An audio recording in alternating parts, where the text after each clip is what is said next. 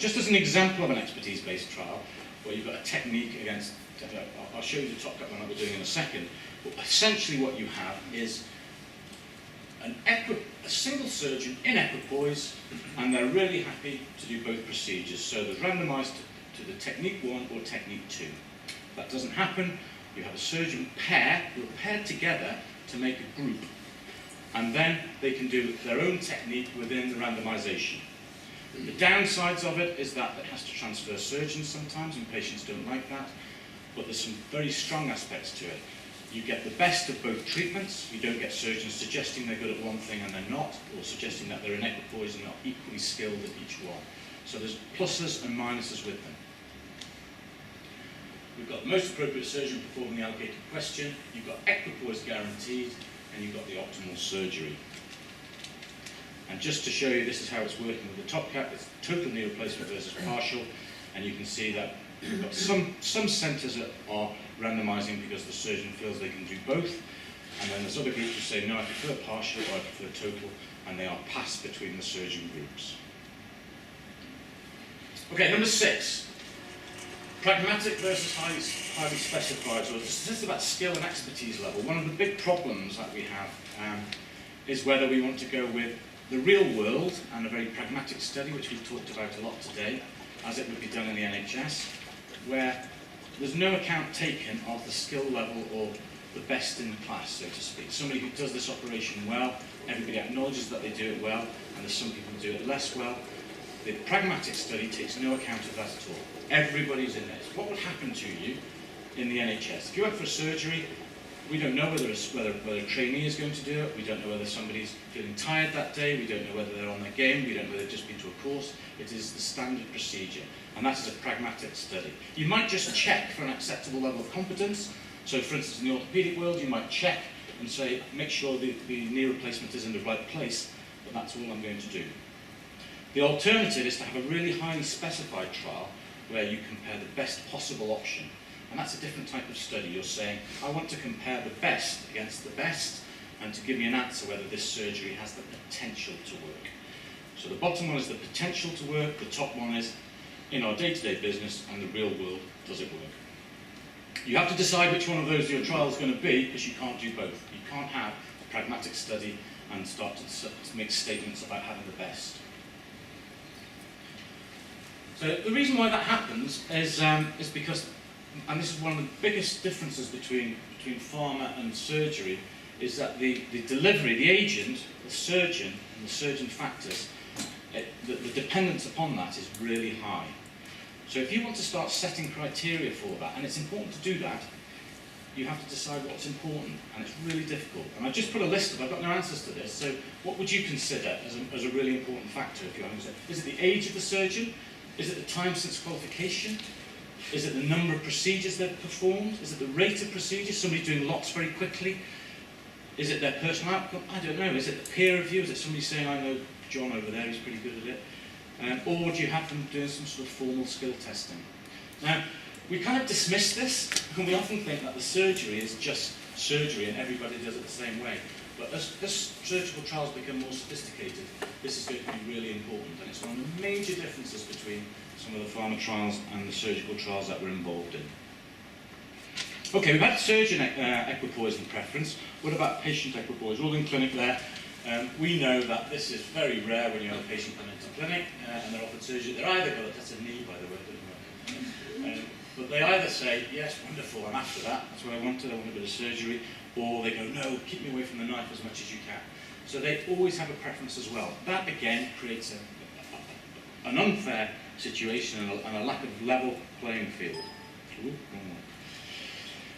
so it's a bit like this. That's rather topical at the moment with the World Cup being on. Probably England might be better on that. It's an unfair playing field because, and I'm also from the world of rehabilitation, and that there's lots of perceptions out there from the patient, and we don't quite know where it comes from, but you guys can feed off this quite well, and the science feeds off it as well rather well.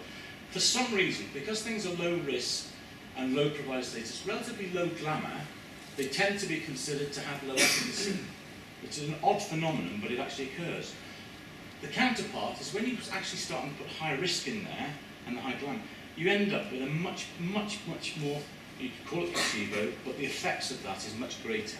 And that is hard to level in a trial. So if you're making those two comparisons, it's a bit like comparing monos. You end up with this thing called resentful demoralisation. They don't want to be in that study group. People come to you and they think, I need the surgery.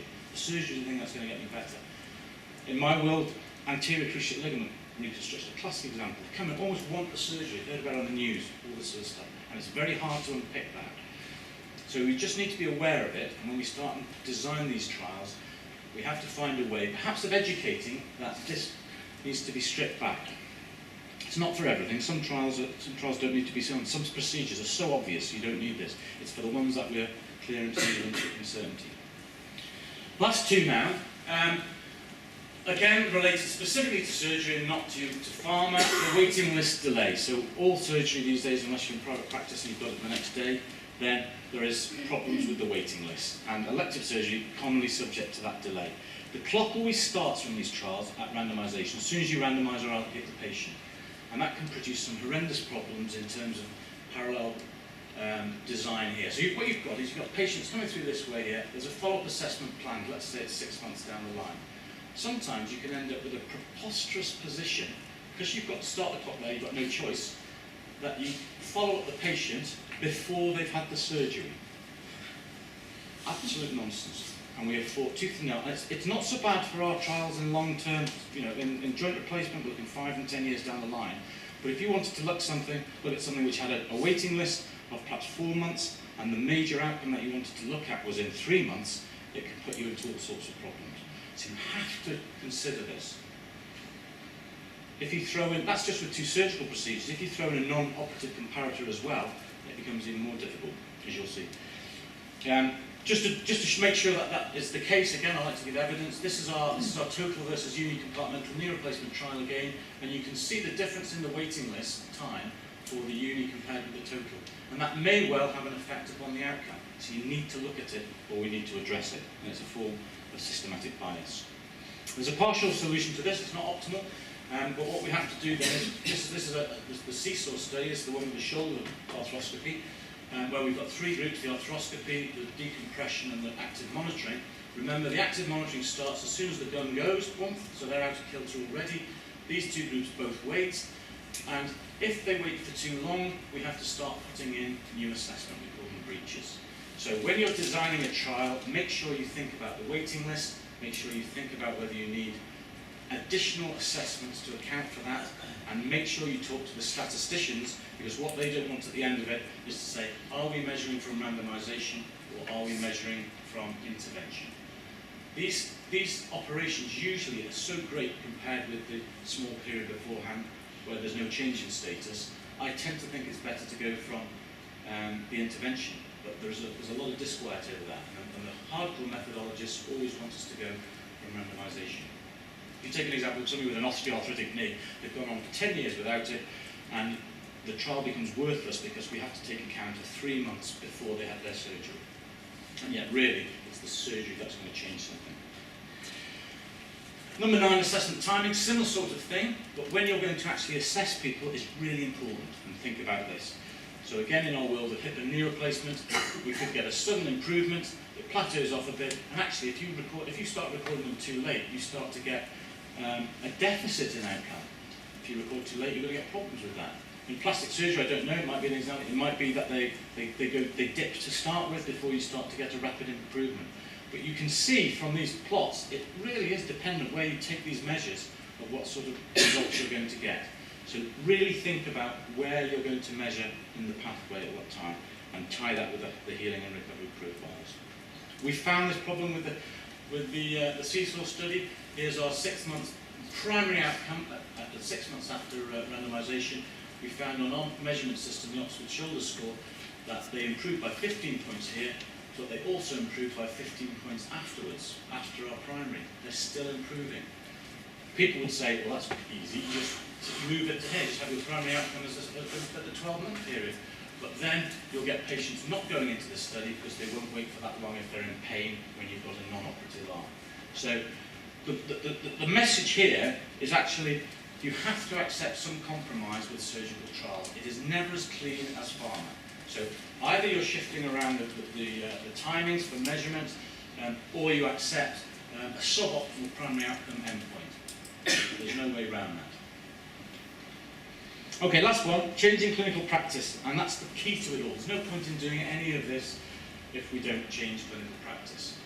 And there's some trials that have been very instrumental in changing clinical. I don't know if plastic surgery, I might need to look at that, but in my world, it's mostly trial with arthroscopy of the knee. NICE have turned around and said we're not going to look at degenerative tears anymore. I've been involved in studies which have changed practice, but I've equally been involved with studies which have had no impact at all, and you have to be really careful. This is a really interesting paper to read, where a randomized controlled trial, where the preference of treatment, whether it actually had any effect on standard practice or not. How are we going to do it? Well, you have to consider what's going to happen with your results.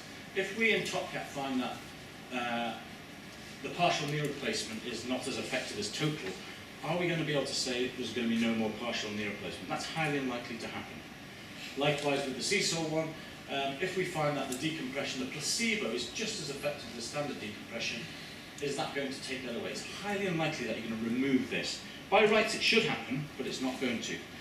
So there's a big challenge there to incorporate that into clinical practice. And I would suggest to you all that you have a strategy for this at the submission level. What are you going to do with your results? And I always make sure that I have a set of scenarios for each trial, what's going to happen, and how it might change clinical practice. If you don't do that, then you're probably missing a point. Okay, just to finish now. The summary, I'm not going to summarise because it's all much of a summary anyway. I've skated over some very deep subjects in a very light way, but you can always go and investigate them further. But it's important to remember that our methodology has been built upon pharmacological methodology, and it is not appropriate in all cases. So you need to consider each of those aspects very, very carefully and think how surgery might be different. And if you can, as it starts to come in, it's still embryonic, we're still in the very early days for surgical trials, but you're going to start and see specific methodological processes and a mentality for surgical trials come in. And I would look at those and try and incorporate them where you can. Things like the ideal collaboration, which is based very much on surgical interventions, and we'll get to a better place. Now, I do apologise, I've stood up here in front of you as an orthopaedic representative, but next time, maybe in 5 years' time, I'm not talking about what I'd love to happen is to be standing up here and giving lots of plastic surgery examples of this sort of trial. And I'm sure that's the case because it's great to have you all here. Thanks for your time.